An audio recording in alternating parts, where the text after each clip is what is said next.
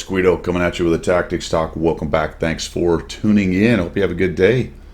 Got my coffee. Hope you got yours. Sit back, relax. Let's go ahead and have a vidya. Should we have a vidya here? We have had multiple feel-good stories of reactions lately where I get to show you a video and act like every game I have is a perfect reaction to the situation or good enough to win. Let's call it that. I don't know if I've ever said I've had a perfect reaction, but a lot of times it's the feel-good story. The ending is great. They all live happily ever after, and we walk away with the W. Well, expectation management is a thing in this game, and for me, it's been something I've had to crank up a little bit lately because, frankly, the wins playing solo are becoming much more difficult. I'll be honest, I don't know if it's me, the game, a combo, the tanks I'm playing, because I am playing a lot of goofy tanks with the 100 Battle Challenge. I will save that debrief and dissection for later as I think about it. The point of this video is sometimes your reactions are only just going to get you a little bit more damage, and you're on your way to the loss. You're not going to win every game. I like to say it's possible to win every game. Don't freak out, relax, chill out for just a second. But it is highly improbable, right? The difference between possibility and probability. We'll just leave that at that. And if you want to just say, well, you can't win them all, that's probably about as accurate as you can get, especially since most of us live between 45 and 65%, the vast majority of players live in a stat range of 45 to 65. So even if you're extremely good, you're still going to lose about 35% of your games for various reasons. And that's where we get expectation management. Remains, I don't know what screen I didn't penetrate. I guess I hit his mallet. Have you noticed how many mantlets you hit when you're shooting at turrets? Some tanks, a lot of tanks have pretty big mantlets, but my goodness gracious, I am quite the mantlet sniper apparently, according to that screen not penetrated thing. Anyway, you can see that things are not going well here. Sometimes, like I said, your reactions are simply going to be so that you can get a little bit of damage out of something. I'm in my IS-3A, as you can see, uselessly shooting tier 10s in the face and decide that's probably not for me anymore. You will notice that half our team nearly is dead. The 705A tier 10 was down in the south. We actually had an overmatch down there, and somehow they all got killed and will pretty quickly all be dead down there. We didn't do it particularly well here either, but they sent all their tier 10s at least, minus the Batchat 25T, who was busy shredding our 705A. So I'll react. I know these guys are coming. This is a decent defensive position, and we're going to come in here and get some work done. So I finally get some damage out of this. It's going to be too little too late. The Rhinoceronte is doing his thing. I don't want to really push in on that guy. I know he's got some buddies up there as well. So we've fallen back one chunk of rocks, and we're going to fall back a second chunk of rocks here. Good old Conqueror. Sort of lets me down here in a minute, but that's okay. That's okay. He's fighting all the guys that are trying to come at him from the north right there. And this is all over but the shouting, right? It didn't take long. Where are we? We're less than 4 minutes in it. Getting up to 4 minutes. This game was probably over at deployment or close to it. I suppose we could have done really well up here in the northwest and turned it around, but that just didn't happen.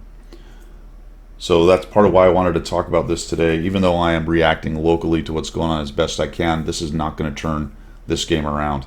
So I think if I'd have just stayed up there, I maybe get a shot in there before I get killed, or two, but not as many as I end up getting. And I don't do particularly well here either, but I fall back a couple times looking for ways to be effective. Come around here, we find the Rhinoceronte, we get one into him. Put another one into him, and he dies to the Conqueror, who helps me out. We put a shot on the G-Sor, and we back out of that, we get shot by the G-Sor. So I got 1,400 damage out of something that is an utter and unmitigated disaster right here. I think if I was smart, I might have gone after the G-Sor here in just a potato, especially after I get the second round put in. Also, I only load 2. Why? Because I only have 2. So I failed to see that, so obvious failures on my part. And these things will feed into how you feel about a game. it can start to feel kind of hopeless. You get a couple, 3 of these in a row, even though you're reacting fairly decently.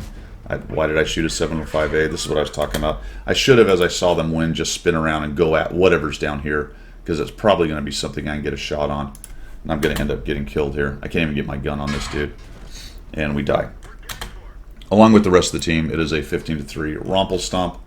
Some small reactions within the local area to get me a little bit of damage, to make me feel a little bit better about that game. But ultimately, it's a game you come away from with a bad taste in your mouth, because it feels like there was not a damn thing you can do.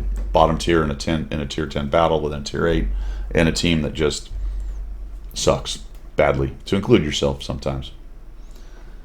So it becomes expectation management and trying to learn things from that. But sometimes you just look at it and go, well, what's to learn here?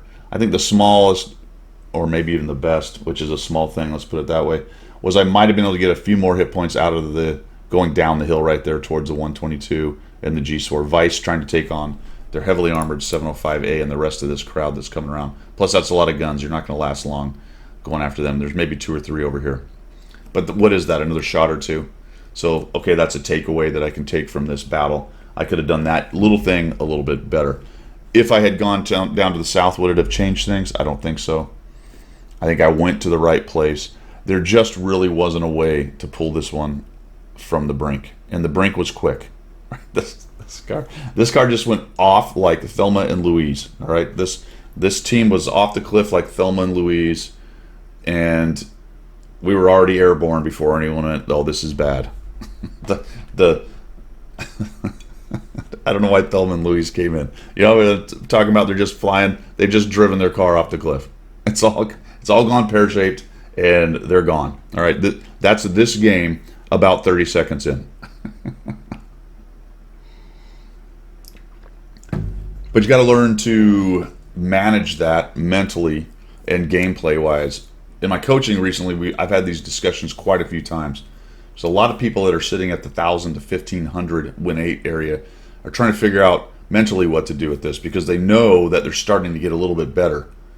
But it's very easy in a session to sit down and after 2 or 3 of these in a row, which is also easy to have.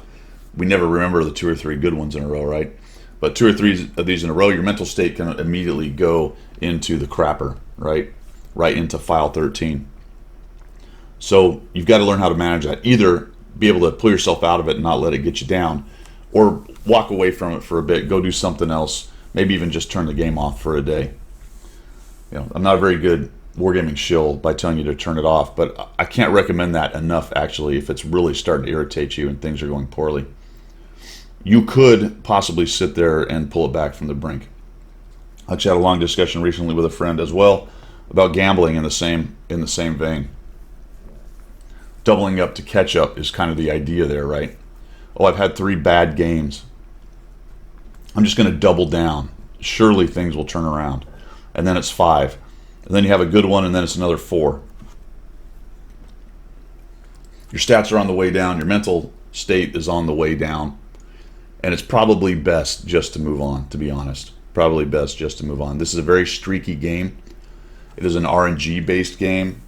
That is a lot like gambling, actually. RNG-based games with this much RNG in there. The streaks are not under your control other than your positioning. I'm not saying, you know, you're probably all aghast right now. Guido just said it's not under your control. I guess that's not exactly what I mean, but the RNG you don't control. You can minimize its effect with good positioning, good decision making, good reactions, and some good mechanical skills of how to fight the tank that you're playing. You minimize the RNG, but the RNG is going to happen to you. Just also remember, it happens to everybody else as well. So somebody else who just had a win may have come off a five game losing streak in there as well, dealing with the same stuff. But don't let it get you down. Don't let it get you down. And keep working on the mechanics of being in the right place at the right time, and then moving to the right place at the right time, and then the mechanics of your tank. Over time, then, you will find that you do a little bit better and a little bit better. And even in a Rompel Stomp, all right, I wasn't super pleased with 1480, but based on how that game was going, I was fairly happy that I was able to squeeze out 1480 out of that game. That was a very easy game for me to go 0-0-0. Yeah, I did bounce some as well. Okay, or maybe a shot or 2 in there. Or a shot or 2. So I just wanted to This is a counterpoint to all those videos recently where I've beat my chest and told you, here's how you react and win every game kind of idea. And that's the intention of the videos, is to be positive and tell you how you can win games. How you go in with a mentality of let's win every game, and then realize that you're not going to, and be able to react appropriately to losing a game so that it doesn't affect the rest of your gameplay. Or if it is, realizing that it is and moving on, do something else, come back to it another day. So a little reality is good, a little expectation management is always good in here, and that's, I think, probably one of the more interesting things in the coaching. And I knew that was there when I started doing it. And I've talked about it in the past on the channel, not to this extent, but it's becoming more and more apparent. And I think it's one of those little secrets that the super unicums have, that knowing when to fold them, right? When to hold them, when to fold them. That happens in the game, and it happens in the meta on how you approach your gameplay as you're sitting at your computer. All right, cool. Good talk, Rusty. That's all I've got. We will see you. Let me know what you think down below in the comments.